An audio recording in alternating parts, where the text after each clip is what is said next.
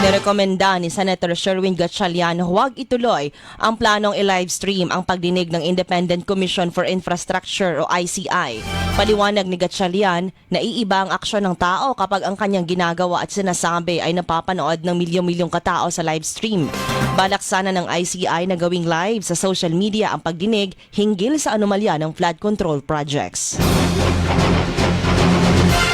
Sa Bulacan DPWH Office, ipinag-utos ni Mayor Christian Natividad sa Bureau of Fire Protection o BFP na bantayang mabuti ang DPWH 1st District Office kasunod ng sunog sa record section ng ahensya sa Quezon City. Sinabi ng alkalde na hindi maaalis sa publiko na mag-isip ng may mga cover-up o pagsusunog ng mga ebidensya. Sa ngayon, may 2 fire truck ang nakatalaga sa DPWH Engineering District Office sa Bulacan, lugar kung saan maraming flood control projects na nabalot ng katiwalian. Samantala, walang basihan at harassment ang pahayag ni Ombudsman Jesus Crespin Remulla na ipatupad ang 2016 dismissal order laban kay Senator Joel Villanueva dahil sa multi-billion pesos pork barrel scandal.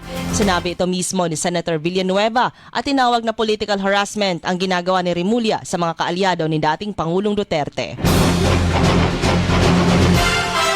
Iginiit ng International Criminal Court o ICC na sakop ng kanilang jurisdiksyon si dating Pangulong Duterte.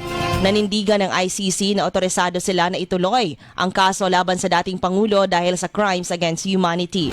Dagdag pa nito na maaari nilang hawakan ang kaso kahit na naganap ang krimen sa Pilipinas. Ito ay ikalawang pagkabigo ng kampo ni Duterte sa ICC matapos tanggihan din ang kahilingan niya na siya'y isailalim sa house arrest dahil sa kanyang kalusugan. Samantala, may 25 mga Pinoy ang nailigtas mula sa human trafficking sa Myanmar. Kabilang sila sa 167 na mga naitawid o nakatawid sa border ng Myanmar at Thailand. Marami pa rin ang nananatili sa Myawaddy, isang lugar sa Myanmar, dahil sa hinihintay nila ang clearance mula sa militar na nagkokontrol sa lugar. Ibinasura naman ng Pasig City Court ang hiling ni televangelist Apollo Kibuloy na isailalim siya sa hospital arrest.